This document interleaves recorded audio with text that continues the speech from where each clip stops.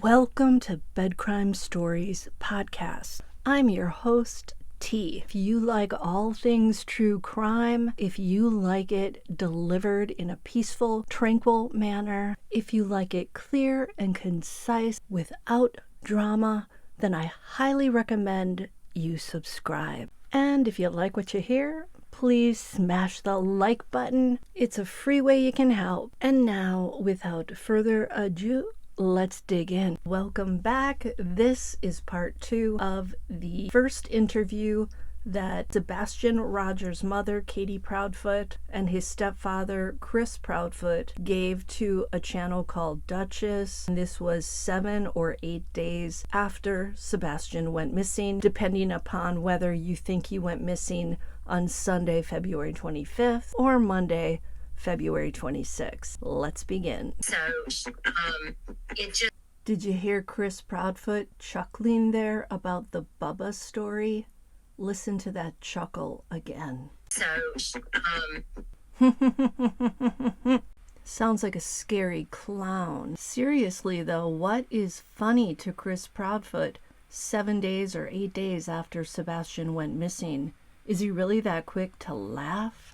That name is going to stick forever. It's just how it is.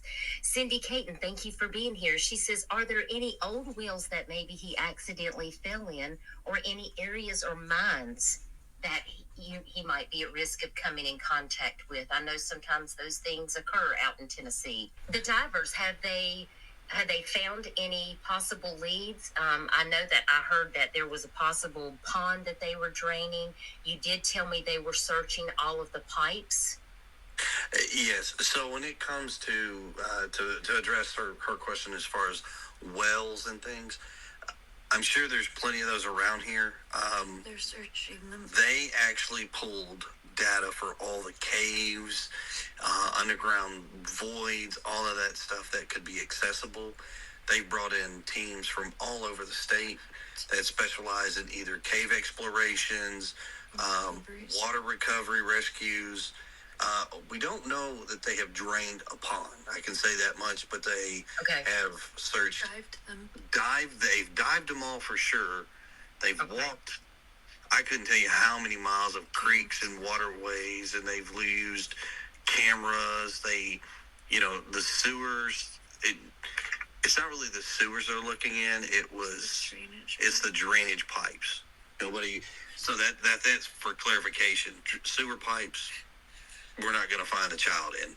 Those are enclosed and secured. But the runoff, water runoffs, were all searched by a dive team. So when this interview took place on March 3rd, apparently that retention pond in the construction area in the neighboring neighborhood, how redundant can you get? Sorry about that. Had not yet been drained, or Chris wasn't yet aware of it. I would have thought they would have drained that from day one, especially if the canine dog, Max, dove into it, and 2 other canines supposedly ran straight to that retention pond as well. It was only 2 to 3 feet tall, and it was very murky, so I doubt that divers would have gone in there. Ginger Snap said, is law enforcement looking into the possibility that he met a friend through Minecraft? I hope that they would just go ahead and vet all of that just to make sure, because you never know. I'm not really sure how all of that works because I'm not a gamer, but I know that there are ways that you can communicate, like via Xbox, because my son is a gamer. So oy vey, enough about Bubba already. I'm sorry, I'm just kidding. Sorry, Duchess. I just like saying the name Bubba. And Gabrielle, I believe that you guys were at the Costco on Saturday. That's when you took the picture of him, correct? Yes, my wife was at Costco on Saturday. Yeah, not Sunday. Sunday. That's in the flyer where it says Optimism was on a Saturday. They were at BJ's on Sunday. And when it comes to a restaurant or? No, they are all wholesale, like a commissary style stores where they sell in bulk. Oh, okay. So Costco Saturday, BJ's on Sunday. Yes, He loves to eat all the samples, and BJ's is new, so I took him. You're a good mom. And when it comes to like the one mentioned about Minecraft, like I stated before, he does not have any way to come with anybody on any form of online gaming. That is extremely restrictive. We don't allow that because of what can come of it. They combed all of the electronics. I can tell you this with no hesitation. Anything and everything we have given to the police and any other law enforcement to have them completely scan, validate everything, and they are currently. I mean, everything is empty. I mean, they were like, "You guys are pretty good." I said, "Yes, sir. We don't believe in allowing the kids to communicate through social media or through any type of gaming." Chris is very proud, no pun intended, of being a very tough, very hardcore parent who doesn't allow Sebastian to go on social media. I don't have a problem with that. It just feels like he's bragging about how tough he is, how he enforces all these rules. They wanting camera footage from Sunday afternoon. Because that we cannot release right now. Okay, that is not I something understand. that has been authorized us to right, put out to the public.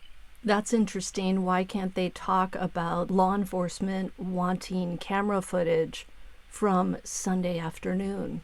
And we respect that 100%. Ginger Snap says, I was reading that his favorite song is Eye of the Tiger. That's a great song.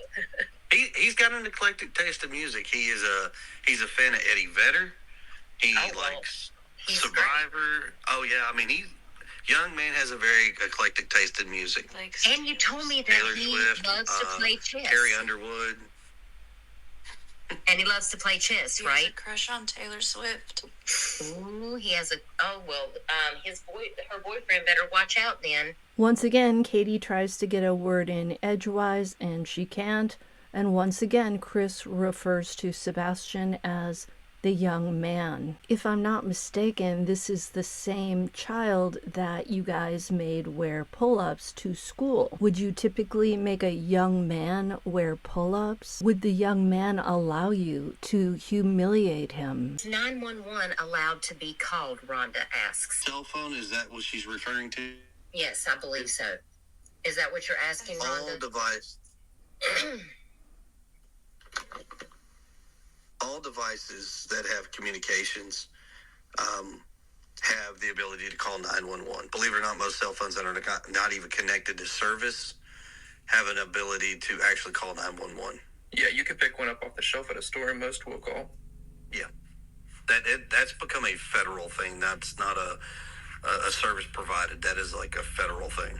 Right. And restrict safety features even if we could. Yeah, safety is not restricted in this house. I do not hear Chris Proudfoot really answering that question. I think what the lady wants to know is, why didn't you call 911? Why did you call the sheriff's office? We don't need a lesson on our cell phones and whether or not we can dial 911 with or without service. That's a lot of word salad that he's giving us. Why is he doing that? Okay, I do have one other question before I read what was his is saying. It was something I was going to ask you. Let's go ahead and do was his question right now. Shackle Island Road and New Shackle Island Road, are they in the same area? New Shackle Island Road runs parallel to Long Island. Old Shackle Island Road is actually farther directionally. It would actually be south in front of the hospital, the Hendersonville Hospital. Old Shackle Island Road. Wonder how it got that name. That is roughly, I think, 4 or 5 miles from our house. Okay. Single Mom, that's your favorite song too. Something I do want to ask you is, because I've been watching social media, because that's what I do. I share missing cases on lots of different social media platforms, and I was very disappointed when you told me that people were harassing you and attacking you. Is there anything that you want to put to rest while you're here tonight or make clear to the public about this situation? I know you told me there was a statement that you wanted me to make about you and the mom and the dad. So if you want to make any clarification about that, you have free reign to do so. We will not allow you to be disrespected here on this platform. I have no malice or ill intent toward anybody. Everybody has an opinion. Of course. But what is factual is that the father, the mother, and myself have been extremely cooperative. We have been vetted. We have been checked out. We have been questioned and everything of that nature, and literally have been cleared. There is no wrongdoing. There is no negative input from the parents or any of the family. Okay, what? I'm not going to get into how confusing that statement was. What I do want to point out is that he's saying that they were all cleared at the 7 and 8 day mark. That is not true. Law enforcement has never said that they are all cleared. All they've said is that so far there are no signs of foul play. Chris is trying to sell us this story that they've all been cleared. She didn't ask him about that. She asked him about whether or not he and Katie were being harassed and if there was anything he wanted to say about that. This guy is very good at going around the question and not answering what is being asked, but giving you a whole lot of other stuff. I'm gonna call him Chris, take off on foot and head in another direction. Or even better, take off on one bare foot and head off in another direction. Chuckles the clown. I will be honest and say this out loud. I have a custody case that is currently going on in another state, which has been brought to public light because people feel that they want to judge and think that they understand what's currently going on, and they don't. Because of that, I am being looked at in a very foul way. I don't need to repeat anything that's being said, but Right, you know, but and it's people that perfectly are, there's okay. people that's probably seen it on social media, and I want you to be able to have the opportunity to defend yourself. We have 248 people watching right now, and I'm sure that anyone that's watching this on the live stream, please respect this family. I mean, you can't have an idea of possibly what they are going through, and it's really not any of your business. It's very interesting that he brings up the custody case, but he fails to mention the CPS reports. Now, those would be of interest in a case where a child goes missing.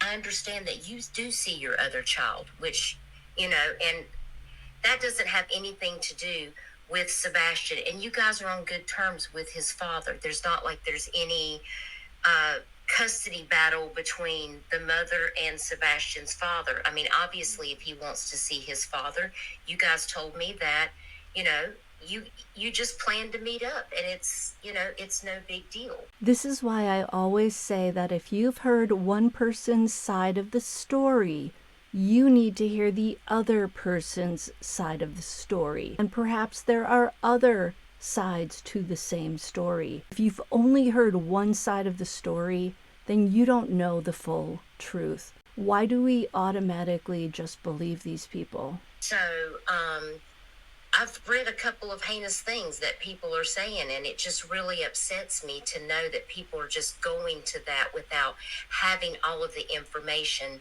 and knowing that law enforcement has interviewed, interrogated everyone in your family. They have looked into you. They have all of your devices, and that they basically cleared you guys of any involvement in Sebastian's disappearance. And I just wanted the public to be able to hear you say that, because you do have the right to defend yourself. Because it's not, like you said earlier, it's not about you, it's about finding Sebastian. Correct. Yes. And I just don't want to have people to be dragging you around on social media. Isn't it already difficult enough that your child is missing? That's beyond words. This is a feeling that I'm going to tell you right now, I don't care. Wish this on Nobody should ever have to endure. It is not something that should ever be wished upon for anyone. And remember, one of the statement analysts said that when you have a missing child, the parents who are genuinely concerned will not be talking about how bad it's been for them. They're going to be expressing worry for that child. Is he safe? Is he eating? Does he have food? Is he afraid? Not, oh boy, I wouldn't wish this on anybody else. It's really bad. It's been quite the bummer. And she says, how is his skills on walking around on heels or without a trail? Because my son would stumble if he had to step over a 1-inch rock or any form of incline. So, I mean, is he able to walk good? Oh, here he is. Chris, can you hear me now? Yes, ma'am. Can you hear me? Okay, that's like a Verizon commercial. Can you hear me now? I figured you might have lost signal. Yeah, it's okay. We'll figure it out. We get it back every once in a while. Okay, yeah, I understand.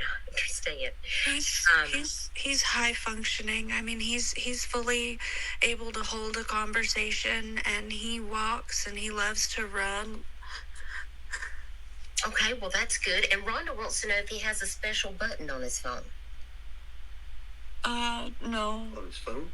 I don't. Okay. He doesn't have his phone. Yeah, and he left his phone at home, so he doesn't have it. His says, I'm local and I'm trying to get a direction. Thank you. And says something about exit 5. Are you guys close to exit 5? No, well, that depends. You can access off of what they call New Shackle Island Road, which I believe is exit 6. Yes, I see. Thank you, Mrs. Clem.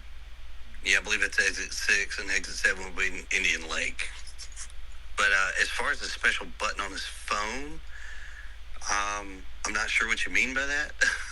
Yeah, me either. And I know Discovering the Truth said that, her child was able to get around the security system that they had kind of set up on the phone, so they couldn't access the websites, that it was locked. And apparently he got around it and was able to access it. And I guess that's kind of what they were talking about, in a couple of texts in the chat. So that's what I was trying to address, because a lot of the people that come to my streams, they have children that are also autistic.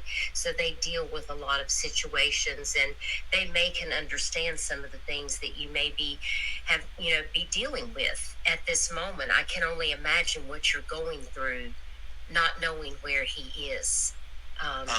We, without publicizing our address, the best I can tell you is we are off by the beach area, and that kind of area is where they've predominantly been focusing their searches.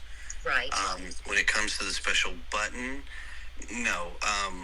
Just so some parents are aware, even if you lock down your child's phone, some children can actually turn their phone into safe mode, which would bypass the parental locks and then allow a child to go on the internet. There is a way to block that. You would have to look that up. That's too much in depth to go into. But no, I mean, when I say we're strict, we lock it down. You notice how it's Chris always saying how strict they are? Katie is not saying that. The only thing she does add is that he doesn't have his phone, meaning this very high-functioning autistic child left without his phone, and he doesn't have it with him. I think Sebastian was very smart. I think he would have known that if he was planning to run away, that it would be very important to take his cell phone with him. Again, is one of the reasons I don't believe he walked out the front door all on his own accord. David says, hey, one question. Do you think he would have stuck to roads, or do you think he could have went off into the wooded areas? That is that's hard to say. We don't really have an answer, but all I can say is every avenue is being searched, regardless of woods, roads, anything. Everything that can be searched is currently being searched. They told us in the first part of this interview that Sebastian doesn't often go outside. He doesn't like getting dirty. We know that he's terrified of insects, according to them. And now they want us to believe that he walked out the front door and he may have gone via the back route, meaning through the brush, through the woods, along the creeks, along the rivers. I'm not buying it, especially since they say he was barefoot. I would say you could rule out those rural areas if you think that Sebastian got there to those places by his own 2 feet. Search those areas because I think he may have gotten there by somebody else putting him there. Which, if Sebastian is found, let's say, tragically dumped in a rural area, it would be like the ultimate disrespect for him. There would be no tenderness seen in such an act. I mean, even J.J. Vallow, if I'm not mistaken, was found wrapped in a blanket. Reckless Ella says, I'm not saying he did this whatsoever, but I did see a screenshot from Facebook where he yelled at the news and told them to get off his property. Is there any truth to that? Well, Reckless, I'll let them speak for themselves, but if the news was on my property, I might yell at them to get off my property too. So I have not spoke to any news crew that have been physically on my property. I have spoken to a news crew that was down the street and just asked them politely, do not film my house. They were filming the police doing something, and that was perfectly okay. They gave me the word, we shook hands, and politely moved on. So, no, I mean, as far as yelling at the news, no. I tried to see if I could find a clip of Chris Proudfoot yelling at a reporter, and I could not. Have search dogs that have been out helping assist in the search? Yes, ma'am. They have brought in dogs from various locations, from I believe from even other states as well as other areas within the state. So it is deeply, deeply being checked. It is deeply, deeply being checked. Not sure exactly what he means by that. Did he typically take his phone places with him, guys, or did he normally leave it at home? Believe it or not, it was actually a struggle to get him to carry his phone. He's not like your typical teenager. He's not these kids that, got to stick their head in the phone. He's not glued to it. He's not. Because of his restrictions, he knows that what it's for, it's a tool. It's not an entertainment device. He had his struggles with doing basic, simple things. And, it was a constant reminder, a constant this.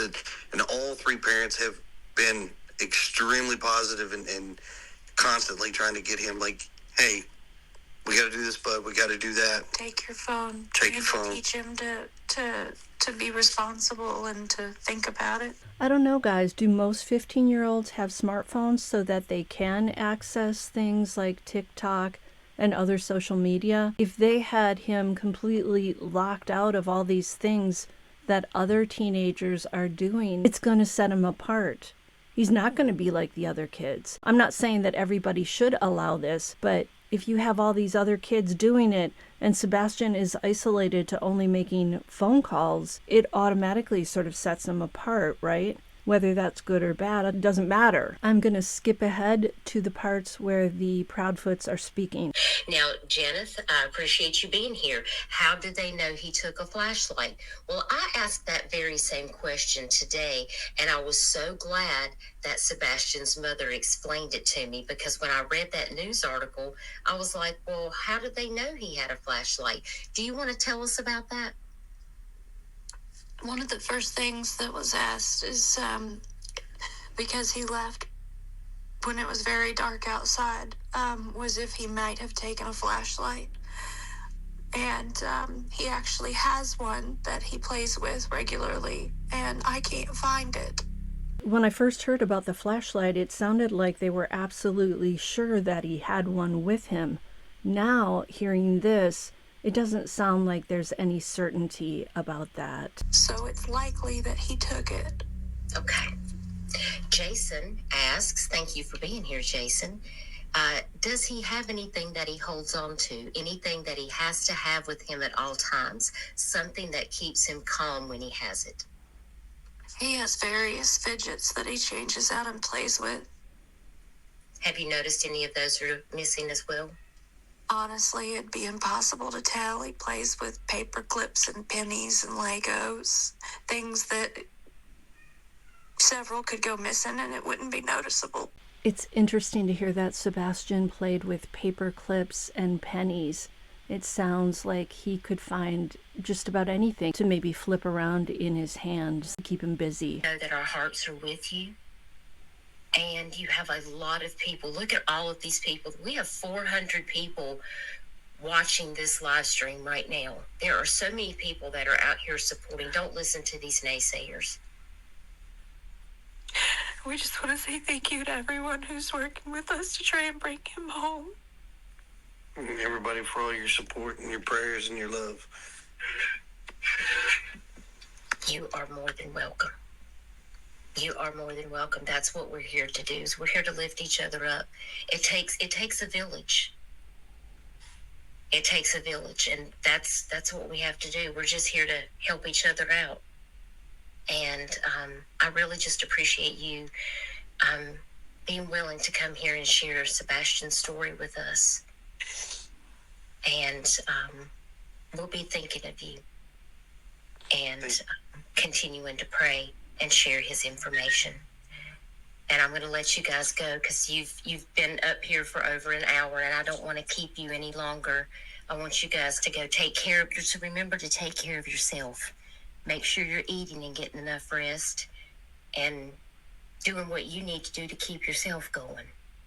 Because it's not easy. It can't be easy. It's not by any means. Chris, you're a good man. You're being so strong for her, and that just it makes me feel emotional. Because this has got to be so difficult. And it's just one day at a time.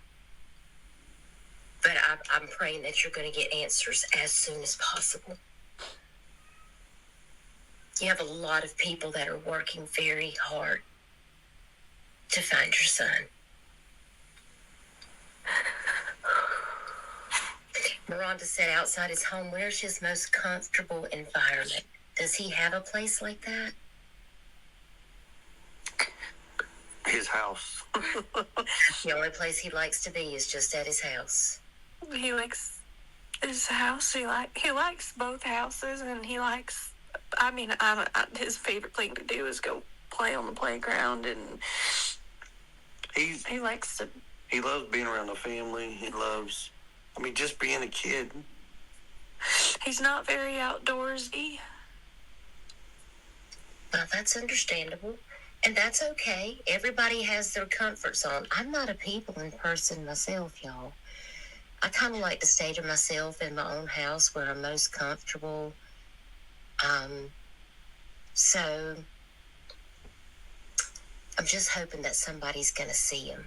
Don't forget, if you live in the area of Sumner County or the surrounding counties, if you live in the surrounding counties, Robertson, Davidson, Wilson, even down to Rutherford, Williamson County, Cheatham County, Montgomery County, Dixon, listen, if he's walking, please check your property.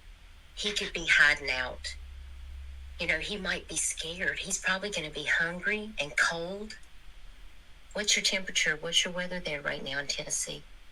It was better today, but we've had freezing temperatures since he left. Oh my goodness. Leslie says, remember, most people are good. Just hope someone finds him. Me too. Charlie Life says the family's trying to stay strong so they can get this baby found. They really don't have time to break down. That's right.